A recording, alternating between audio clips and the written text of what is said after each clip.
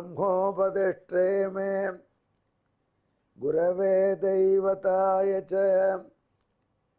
प्राप्याय प्रापकायास्तु नमः श्रीनिधये नमः।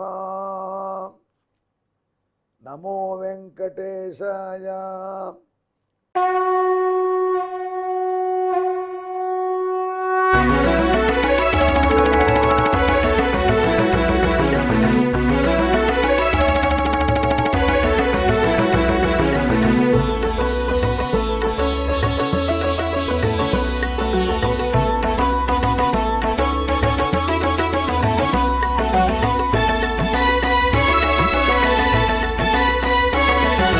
सहस्रनामं सहस्रनामं श्रीवेङ्कटेश सहस्रनामं सहस्रनामं सहस्रनामं श्रीवेङ्कटेश सहस्रनामम्।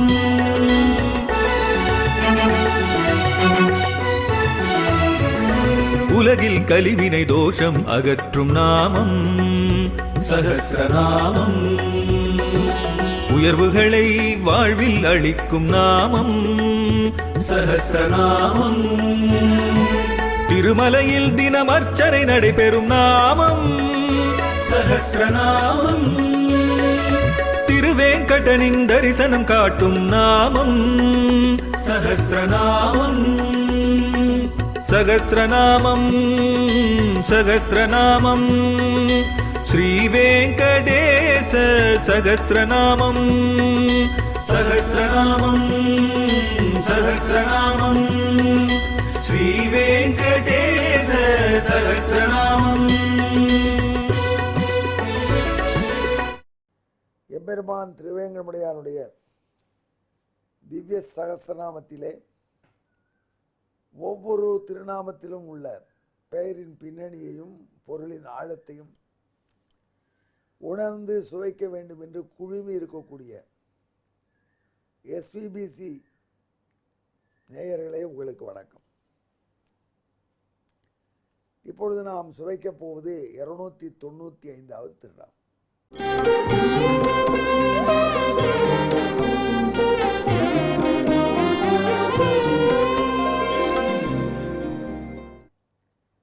கண்ணனுடைய பால கிரீடைகளிலே பிரசித்தமான கிரீடை ஒன்று உண்டு.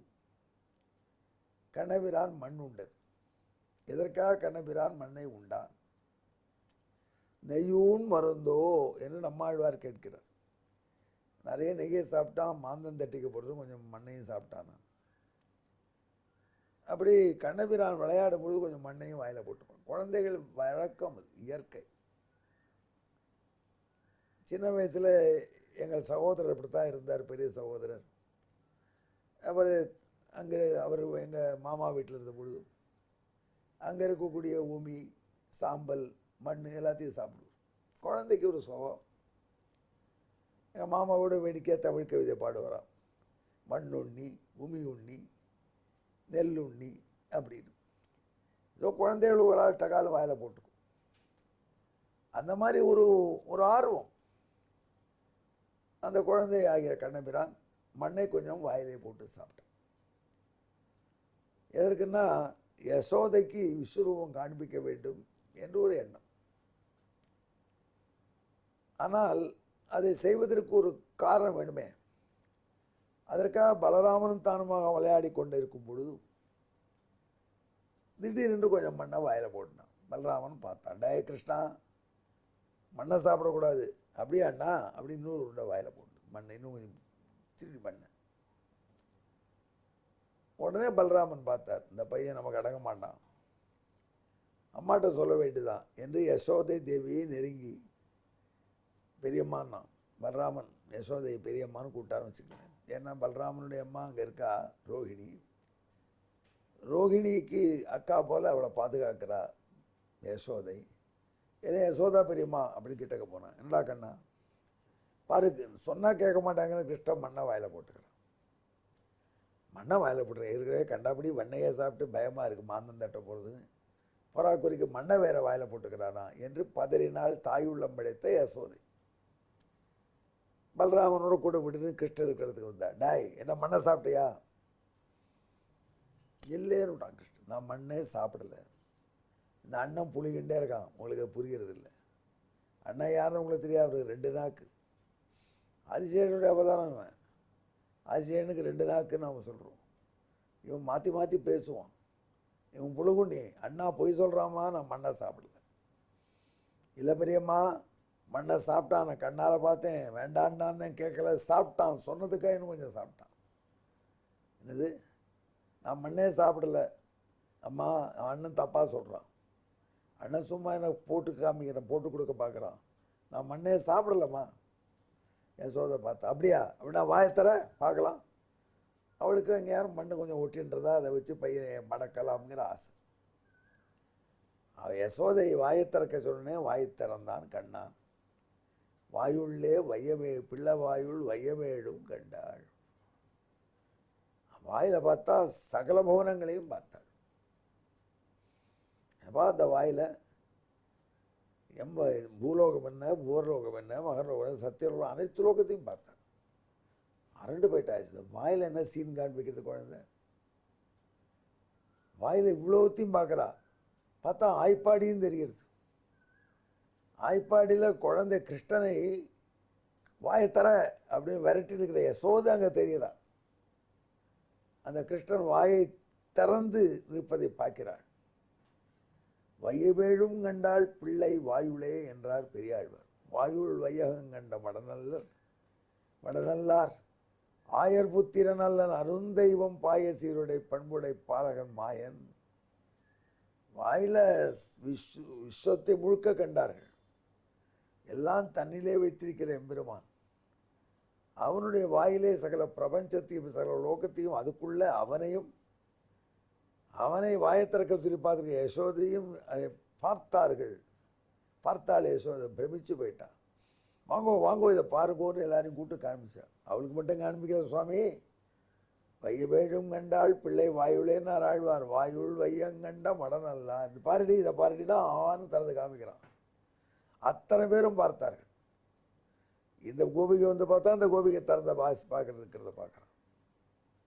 இப்படி அனைவரும் பார்க்கும்படியாக தன் வாயிலே சகல விஸ்வத்தையும் பிரதர்சனம் பண்ணினான். அம்மாவுக்கு காட்டுவதற்காக சகல விஸ்வத்தையும் தன் முகத்திலே வைத்து காட்டினான். அதுதான் ஆயிரபுத்திரநல்லன் அருந்தெய்வம் என்று அவர்கள் ரியலைஸ் பண்ணினாலே. நம்ம வீட்டு குழந்தை இல்லடி இது, அருந்தெய்வம் பாயசீருடை பண்புடை பாலகன் மாயன். ஆச்சரிய லீலா வினோதங்கள் பண்ணக்கூடிய கல்யாண குணங்களுக்கு இருப்பிடமான, பல கல்யாண குணங்களுக்கு இருப்பிடமான எம்பெருமானம்மா என்று ஆயர்கள் மகிழ்ந்து கொண்டார். அவர்கள் மகிழும்படியாக எம்பெருமான் தன் வாயிலே பிரபஞ்சம் அனைத்தையும் சகல உலகத்தையும் காண்பிச்சான். அதை பார்த்து யசோதை ஒரு நிமிடம் தான் பரந்தாமன் தான் தனக்கு பிள்ளை என்று, இவனை நாம் அடிக்கிறோமே விரட்டுறோமே நியாயமாயுது என்று ஒரு விஷயம் உடம்பு ஆடி நின்றாள். உடனே கண்ணபிரான் பார்த்தான். தன்னுடைய வைஸ்வரூபத்தை, தன்னுடைய மேன்மையை, பாரம்யத்தை காண்பித்தவாறே எம்பெருமான் அடுத்த வினாடி யசோதைக்கு தன்னுடைய எளிமையும் காண்பிச்சு. அம்மா பசிக்கிறது, அண்ணா சொன்னாலும் சும்மா வாயை திறக்கிற பார்க்குற, ஒவ்வொரு மாமியாவது பார்க்க சொல்கிறேன். யாராவது மண்ணு பார்த்தாளா? அவளாம் படப்படுத்து நிற்கிறாளா? மண்ணை பார்த்தாளா? வையமேழும் பார்த்தா? அவளாம் தவிக்கிறா. அவள்லாம் அப்படியே ஏதோ ஒரு புதிய எக்ஸ்பீரியன்ஸில் இருக்கா. அவளுக்கு எக்ஸ்ப்ரெஸ் பண்ண முடியல, பிரமிச்சு போய் இருக்கிறா. ஆணி அடித்தா போல் இருக்கிறா. சிலையாக சமைந்து நிற்கிறா. அப்படி இருக்கிறதுல குழந்தைய சொன்னான், அம்மா என்னம்மா வாயை திறக்க வச்சு பார்த்துட்டு இருக்க, போருமா மண்ணமலையிலையோ இல்லையோ ஒருத்தராக காண்பிச்சு டெஸ்ட் பண்ணது போகிறோம், பால் கூட அப்படின்னு நான் எடுத்து யசோதை வைத்து தன் மார்பகத்தோடு சேர்த்து குழந்தைக்கு பால் ஊட்டினாள். ஏன்னா நடுவில் கிருஷ்ணன் தன்னை இப்படி காண்பிச்சுவான். நம்ம திருவேங்கடமுடிய இன்றும் அதை செய்வான். தான் பரதேவதை, தன் எல்லாம் அவனுக்கு கட்டுப்பட்டது என்பதை அப்படி ஞாபகப்படுத்திப்பான். ரொம்ப ஏழையாக இருந்த நண்பர் ஒருவர் ஒரு பெரிய கான்ட்ராக்ட் கிடைக்கும்னு நினச்சார், ஒப்பந்தம். அப்பொழுது அவர் வேண்டின்றார் பகவான்ட்டு. அவர் கையில் ஒரு மோதிரம் ஒன்று, அதுதான் அவருடைய பெரிய சொத்து. அது சாதாரண பொண்ணு இல்லை, சுமாரான பொண்ணு இது. ஏதோ 18 கேரட் கூட இருக்காது போல இருக்கு. அப்படி ஒரு மோதிரம். அப்பனே திருவேங்கடமுடையானே, இந்த கான்ட்ராக்ட் பற்றி எனக்கு வந்துட்டா இந்த மோதிரத்தை உண்டியில் போடுறேன்னு வேண்டிட்டார். இந்த கான்ட்ராக்ட் வந்தது, அதை வெற்றிகரமாக முடித்தார். அதை தொடர்ந்து வெற்றி மேல் வெற்றி அவரை தேடி வந்தது. திருவேங்கடமலை மலைக்கு போகிறதுக்கு வாய்ப்பே கிடைக்கல. மோதிரத்தை எடுத்து பத்திரமா வச்சுருக்கார். இப்போ ரொம்ப பணவரிசை ஜாஸ்தியாயிடுச்சு, மனசும் பெருசாயிடுச்சு. அப்பனுக்கு மோதிரம் போட்டுறதா வேண்டிட்டோம்.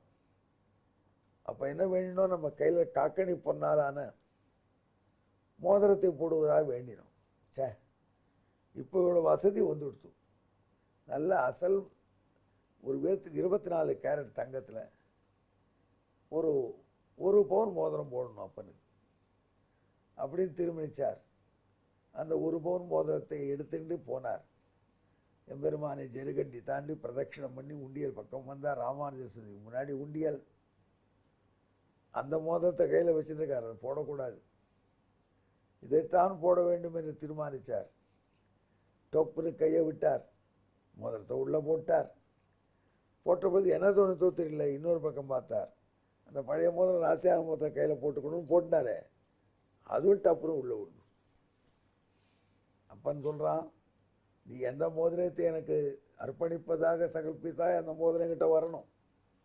நீ அது மாதிரி எக்ஸ்ட்ரா எது கொடுத்தாலும் என்ன. அப்படி எம்பெருமான் நம்மை எல்லாரையும் கண்ட்ரோல் பண்ணக்கூடியவன்.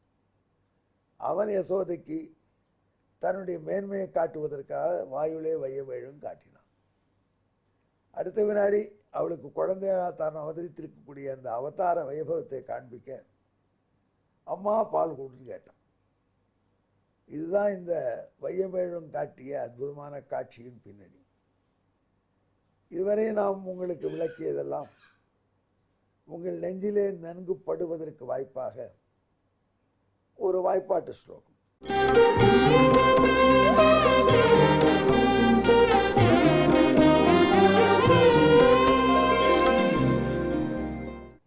முல்லவம் திருஷ்டுமிச்சந்தியாக ஸ்வமுகாந்தரயம் பிரபு மாத்ருதரிசித விஸ்வாஸ்யா நாம்னா விஸ்வம் பிரதர்ஷயன்னு. தன் தாயாருக்கு சகல லோகத்தையும் காண்பித்து அவர்கள் தன்னுள்ளே அடக்கம் தான் உலகமுண்ட பெருவாயன் என்பதை உணர்த்தும்படியாக மாதாவுக்கு அனைத்து விஸ்வத்தையும் தன் வாயிலே காண்பித்த பிரான்.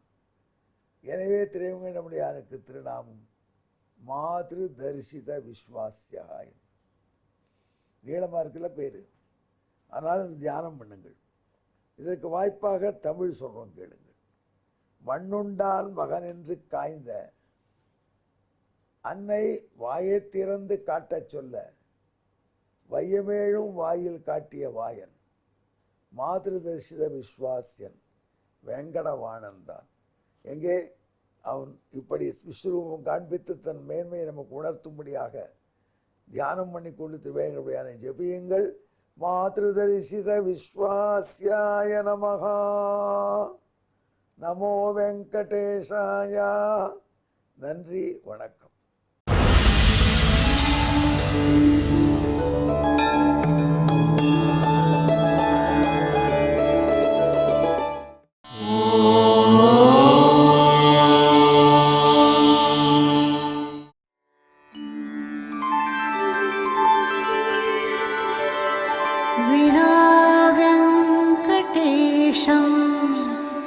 ननाथो ननाथः सदा वेङ्कटेशं स्मरामि स्मरामि. हरे वेङ्कटेश प्रसीद प्रसीद. प्रियं वेङ्कटेश प्रयच्छ प्रयच्छ.